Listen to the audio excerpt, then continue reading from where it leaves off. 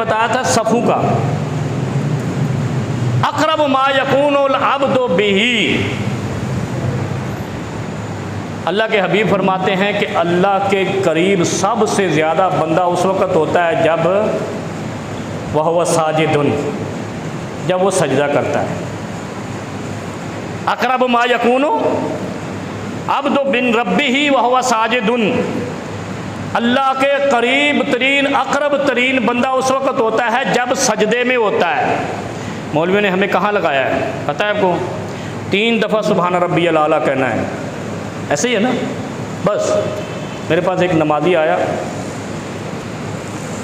मैंने फ़लाँ जगह पे नमाज़ पढ़ी, मैंने 9 दफ़ा सुबहान रब्बियल आला कहा, तो फिर मौलवी साहब ने सजदे से सर उठाया।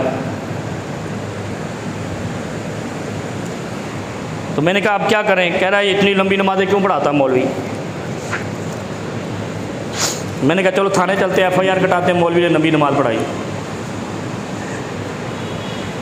गौर करें, मैं आपको हमेशा आप बीतियाँ ज़्यादा सुनाता हूँ ताकि मेरे साथ ये मामला सबसे ज़्यादा पेश आते हैं। रोड पे बैठा हूँ ना, जैसे कहते हैं फ़कीर रोड का हूँ, जो नमाज़ी गुजरता है, जो आदमी गुजर, मसला लेके आ जाता है। अभी यहाँ करीब में दस्तयाब है मसाइल का हल। मुझे कहता है मैंने 9 दफ़ा सुबहान रब्बियल आला कहा, तो फिर मौलवी साहब ने सर उठाया सजदे से। मैंने कहा आपको क्या पता कि उसने सुबहान रब्बियल आला कहा या कुछ और कहा? नहीं, मैंने तो ये कहा। मैंने कहा सुनो बात, अक़रब मा यकूनुल अब्दु मिन रब्बिही व हुवा साजिदुन फ़अक्सिरू फ़ीहि दुआ। कहीं नहीं कहा, एक भी हदीस नहीं है। मैं आज बड़े क्या कहते हैं रिसर्च से बता रहा हूँ। 1-2 हदीस हैं कि सुबहान रब्बियल आला सजदे में कहना है, वरना जहाँ पे सजदे के बारे में हदीस आई है फ़जताहिदू फ़ीहि दुआ, फ़जताहिदू फ़ीहि दुआ फ़क़ामिनुन अन युस्तजाब लकुम, ये 2 जुमले आए हैं सजदे के बारे में। सजदे के बारे में क्या आया है कि सजदे में दुआ की कसरत करो, फ़जताहिदू जोहद करो, जिद्दोजहद करो सजदे में, फ़जताहिदू फ़ीहि दुआ, और दुआएं करो और दुआएं करो। लेकिन एक चीज़ फरमाई, इन्नी नुहीतु अन अक़रअल क़ुरआना अन तकूना साजिदन और राक़ियन। रुकू और सजदे में सूरह बकरा नहीं पढ़नी शुरू करनी, सूरह लुक़मान नहीं पढ़नी शुरू करनी, सूरह नास नहीं पढ़नी, सूरह फलक भी नहीं पढ़नी, सूरह इखलास भी नहीं पढ़नी, कोई भी सूरत कुरान की नहीं पढ़नी, दुआएं पढ़नी। और दुआएं भी कुरानी हैं या गैर कुरानी भी हों, सुन्नत से साबित हों, वो आपका जो मसला है वो आपने दुआ करनी है। हमारे यहाँ क्या है, मुत्तफ़िका तौर पर ये चीज़ ज़हन नशीन करा दी गई है कि आपने रुकू में सुबहान रब्बियल अज़ीम कहना है और सजदे में सुबहान रब्बियल आला कहना है, बस। इमाम मालिक हूँ, इमाम अहमद बिन हम्बल हूँ, इमाम इब्न तैमिया हूँ, इमाम इब्न रजब हूँ, इमाम इब्न रुशद हूँ, वो जब इसकी तहकीक लाए उन्होंने बड़ा प्यारा जुमला कहा। उन्होंने कहा ये जो सुबहान रब्बियल आला है ये भी कह लेना चाहिए, लेकिन सजदे का मकसद दुआ है। और हम क्या करते हैं, 3 दफ़ा से ज़्यादा भी मौलवी सुबहान रब्बियल आला ना कहे, और कहे भी यही। मैं आज आपको बड़ी कीमती बात बता रहा हूँ, ये आपको पहले इल्म नहीं होगा, मेरा चैलेंज है। हमने ये हमारे सजदे रिवायती है ना, बस पढ़ते जाओ सुबहान रब्बियल आला, सुबहान रब्बियल आला सजदे की दुआ नहीं है। पूरे ज़ोर से कहा है ना मैंने, कोई शक वाली बात तो नहीं है कि कोई ये कहे मौलवी खुफिया तरीके से कह रहा है पर्दे के पीछे। सजदे में नबी पाक का हुक्म यह है कि जितनी दुआएं आपको करनी है, जो मसला आपको दरपेश है, आपने सजदे में बयान करना है। क्यों? इसलिए कि अक़रब मा यकूनुल अब्दु मिन रब्बिही व हुवा साजिदुन। मोहम्मद मुस्तफ़ा जिसका दीन मानते हो, वो कहते हैं कि जब तुम सजदे में गिरो तो अपने रब के करीब तरीन हो। जब तुम करीब तरीन हो तो जो दुआ मांग सकते हो मांगो।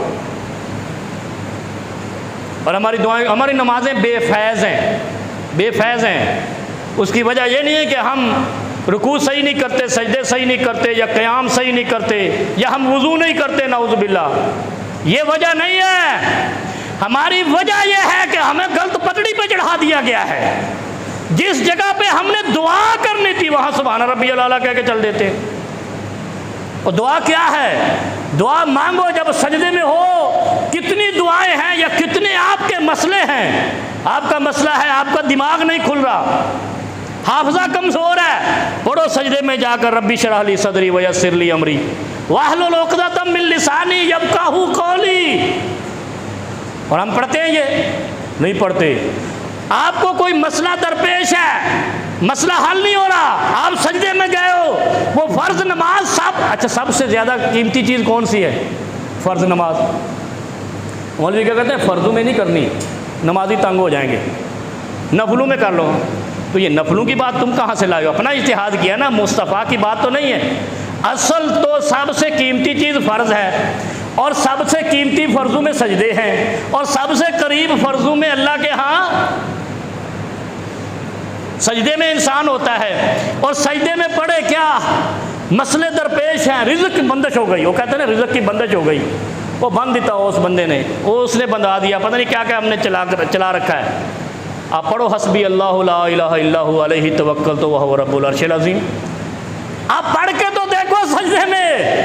अब छोड़ो ये बातें कि सुभान रब्बियल आला कहा, सजदा खत्म, नमाज खत्म, चलती तो बेफायदे तो रिवायती नमाजें चलती नहीं है।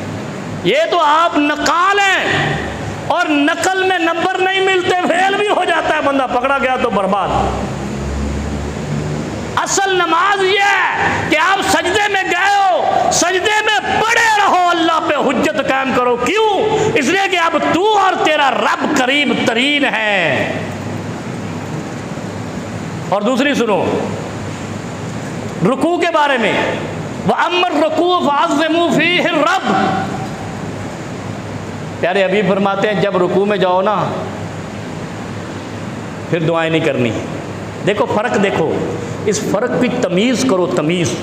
हम बदतमीज़ हो गए हैं, यकीन करें। क्यों? शरीयत के बारे में एक तो हमें इल्म नहीं है, दूसरा हमारी तकलीद अंधी है। तकलीद होती अंधी है, और तकलीद अंधी की वजह क्या है पता है आपको? इमाम आज़म है, इमाम कायनात, हमने एक और इमाम आज़म बनाया। गौसे आज़म है बैतुल्लाह के मालिक अल्लाह रब्बुल आलमीन, हमने गौसे आज़म दूसरा बनाया। जब हमने उनके मुकाबले में दूसरे ओहदे घड़ लिए ना, दूसरे रैंक समझ लो या ओहदे या जिम्मेदारियां घड़ ली, तो फिर उनकी बातों की अफादियत कम हो गई। जब एक कंपनी में 2 CEO लगाओगे तो क्या होगा? लौ काना फ़ीहिमा आलिहतुन इल्लल्लाहु लफ़सदता। ऐसे ही है, कुरान कहता है ना, ज़रा गौर से सुनो।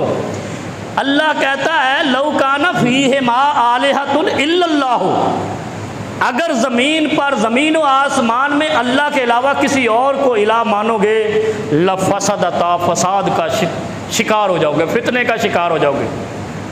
और है ना हम फितने के शिकार। हमने इमाम आज़म के मुकाबले में इमाम आज़म निकाला, उम्मत बढ़ गई, फितने का शिकार हो गई। हमने गौसे आज़म या हय्यू या क़य्यूम बिरहमतिक अस्तगीस, वही गौस था जो कायनात का खालिक व मालिक था, अर्शु का रब था। हमने एक और गौसे आज़म निकाला, क्या हुआ? मिल्लत लड़ी, और लड़ी कैसे? अच्छा दोनों मज़े की बात बताओ, हमारा किसी से कोई इख्तिलाफ नहीं, जो मुसलमान होगा उसका किसी से कोई इख्तिलाफ नहीं, कलमा पढ़ो, नमाज पढ़ो और मर जाओ, अल्लाह के पास जाओ। इख्तिलाफ किन का है? एक गौसे आज़म ग्रुप जिसने बनाया है, दूसरा जो इमाम आज़म ग्रुप बनाया। आ रही समझ आपको? एक ने कूफे का इमाम आज़म बना दिया, दूसरे ने बगदाद का गौसे आज़म बना दिया। दोनों एक दूसरे को काफिर कहते हैं, आज तक दूसरे एक दूसरे से लड़ते हैं। इसमें हमारा क्या कसूर है? हम तो मदीने से बाहर निकले ही नहीं, हम तो मक्के से बाहर निकले ही नहीं। हमने तो उस रब को रब माना, उसको गौस माना जिसने अबरहा का बेड़ा गर्क कर दिया। हमने तो उसको गौसे आज़म माना जिसने फिरौन डबोकर मार दिया। हमने तो उसको गौसे आज़म माना जिसने नमरूद के सर में जूते मरवाए। हमने तो उसको गौसे आज़म माना जिसने 40 हाथ लंबी कौम को इतनी तेज हवा से मरवा दिया कि ज़मीन पे जैसे तख्ते पड़े हों, दरख्तों के तने पड़े हों, हम उसको गौसे आज़म मानते हैं। और इसकी वजाहत मैं कर चुका हूँ। कौम आद का कद 40 हाथ था, और अल्लाह ने उस पर इतनी तेज़ हवा चलाई थी कि उनके भेजे उनके मुंह में आ गए थे। इतनी तेज़ हवा चली थी। किस वजह से? मन अशद्दो मिन्ना कुव्वा, हमसे भी कोई ताकतवर है, 40 हाथ कद मिला हो, कितना मजबूत जिस्म होगा। 40 हाथ, हाथ की लिमिट क्या 2.5 फुट है, 2 फुट है। आप देख लो 80 फुट, 100 फुट, 120 फुट का आदमी हो और वो कहे मन अशद्दो मिन्ना कुवा, हमसे कोई ताकतवर है। फिर अल्लाह ने कहा है मैं ताकतवर दिखाता हूँ आपको कि तुमसे ताकतवर कौन है। फिर अल्लाह ने रीहन सरसरिन आतिया, फिर अल्लाह ने ऐसी रीह चलाई हवा कि उनके मगज मुंह में आ गए, खोपड़ियाँ मुंह में आ गई, और उसके बाद वो ज़मीन पे ऐसे बिछे पड़े थे जैसे दरख्तों के तने पड़े हों। अल्लाह बड़ी बड़ी कौमों को सबक सिखाता है। वह अमर रकू फाज़िमू फ़ीह रब, रुकू में कोई दुआ नहीं करनी। मैंने आपको क्या कहा, फ़ज़ाइल शरीयत नहीं, अहकाम शरीयत। असल मसला ये है, फ़ज़ाइल शरीयत तो हम ऐसे ही बयान करते हैं लोगों को शहवत दिलाने के लिए। जैसे कोई वो रिश्ता ढूंढते हैं ना, रिश्ता, तो हम ये हमारे बेटे के लिए सही नहीं है, ये हमारे बेटे के लिए सही नहीं है, वो हमारे बेटे के लिए सही नहीं है। रिश्ते खूबसूरत रिश्ता ढूंढते हैं बेटे के लिए, फ़ज़ाइल ढूंढते हैं ना। अहकाम क्या है कि जो दीनदार हो उस वहाँ पर रिश्ता कर लो।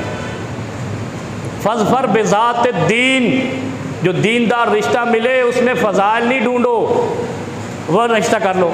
और हम क्या ढूंढते हैं, पहले तो तारीफ़ें करते हैं, वो ख़ानदान ऐसा है, वो कबीला ऐसा है, वो नस्ल ऐसी है, वो सारा कुछ कीड़े पतंगे निकाल के फिर कहते हैं जी अब ये हुस्न ऐसा नहीं है। और दीन क्या कहता है, फ़ज़फ़र बेज़ात दीन, जहाँ दीन वाले मिल जाएं तो वहाँ सोचना नहीं है। और यहाँ आजकल दीन ढूंढे कहाँ, दीन ढूंढे कहाँ, दीन तो है ही नहीं, फ़िरके हैं, गिरोह हैं, और फ़िरकों में बटी हुई कौम, दीन पे किसी को एतबार ही नहीं है।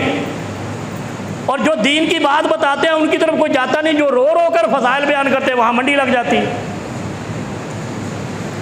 जब रुकू की बारी आई तो नबी अलैहिस्सलातु वस्सलाम ने कहा रुकू में दुआएं नहीं करनी, सिर्फ सुबहान रब्बियल अज़ीम कहनी है।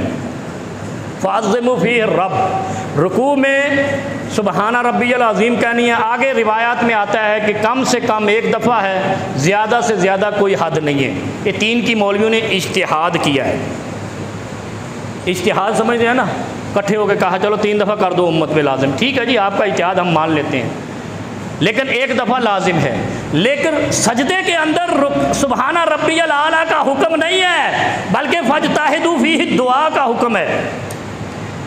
अब नबी अलैहिस्सलाम ने फरमाया, सिंध में सैलाब आया है, कहा साल तो रब्बी फ़ी सलास खिसालिन, मैंने अल्लाह से सवाल किया, 3 खसलतें थी उसमें, 3 खसलतें। एक तो मैंने पिछले जुमा बयान कर दी कि नबी अलैहिस्सलाम ने कहा था कि मेरी उम्मत गिरोहों ने ना बटे। अल्लाह ने कहा यही तो इम्तिहान गाह है, यही तो मैं आजमाऊँगा कि यहूदी भी बटे, ईसाई भी बटे, हर मज़हब, हर किताब वाला, तौरात ज़बूर इंजील वाला बट गए, लुट गए, गिरोह बने, अल्लाह ने लानत बरसा दी, अज़ाब बरसा दिया, बर्बाद कर दिए।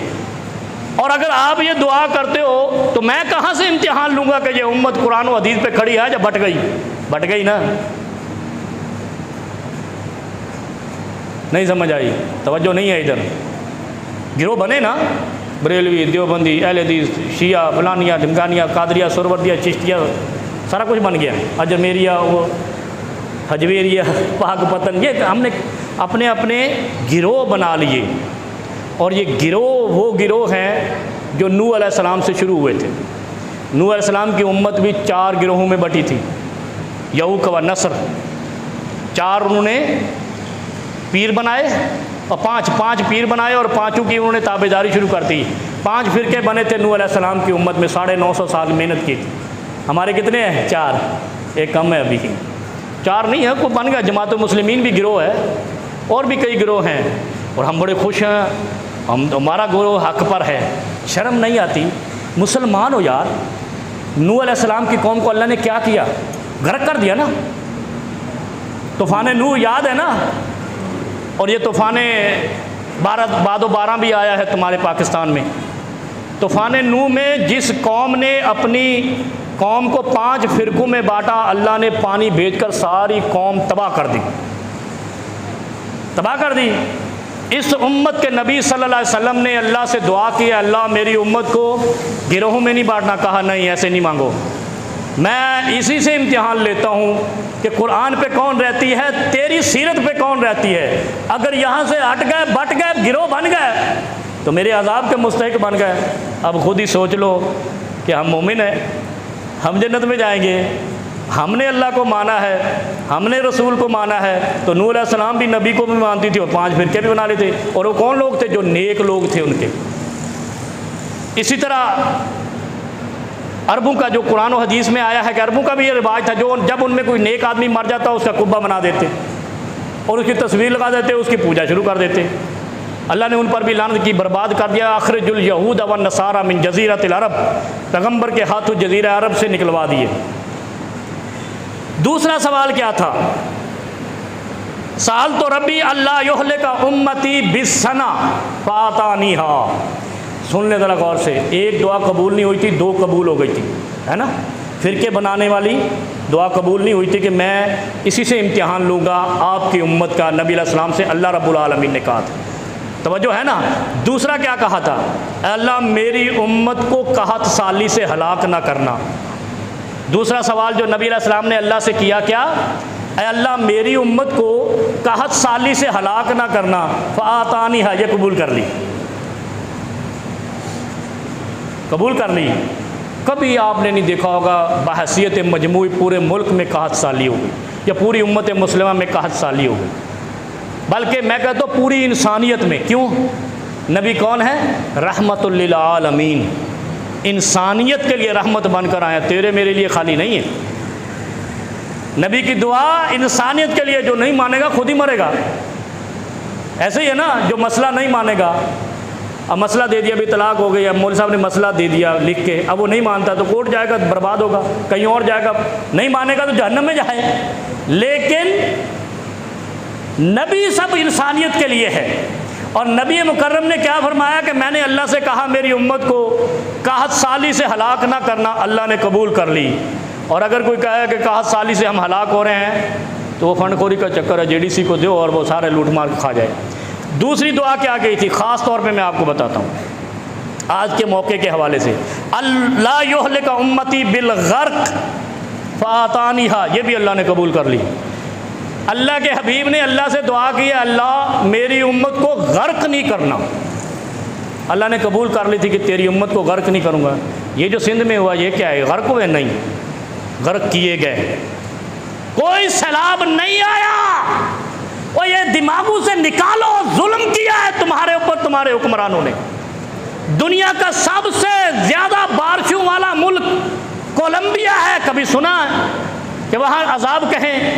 दुनिया में तीसरा बड़ा बारिशों वाला मुल्क बांग्लादेश है, तुमसे अलग हुआ है। कभी वहाँ सुना मौलवियों ने कहा हुआ ये बारिशें अजाब हैं? और तुम तो खुदा की नेमत को अजाब कहने वाले बदनसीब हो, और मौलवी इसमें शामिल। बड़ा अजाब? कोई अजाब नहीं है ये तुम खुद धरती पर अजाब हो। बिमा कसबत ऐदीकुम, जो तुमने अपने हाथों से कमाया है। सारी दुनिया में डैम बनाना लाजिम है, हमारे मुल्क में डैम रोकना लाजिम है। फिर कहते हैं अजाब आया। कोई अजाब नहीं है ये, क्योंकि नबी की दुआ है। इन मौलवियों को बताओ, सही हदीस बता रहा हूँ मुस्लिम शरीफ की, कि नबी अलैहिस्सलाम ने जो अल्लाह से दुआ की थी उसमें कहा था अल्लाह मेरी उम्मत को गर्क नहीं करना। अल्लाह ने कहा मैंने कबूल कर लिया, तेरी उम्मत को गर्क करके नहीं मारूंगा। अगर गर्क होते हैं तो अपने हाथों से होते हैं, अल्लाह नहीं करता। ये मुस्तफ़ा की दुआ है। बाकी बातें तो बदनसीबों मानते हो कि अल्लाह के नबी ने सब सच्चा कहा, तो यहाँ मौत पड़ती है, यहाँ क्यों कहते हो अजाब है? उम्मत पर कभी गर्क का अजाब नहीं आ सकता। मेरे रब ने दुआ कबूल की है अपने महबूब की।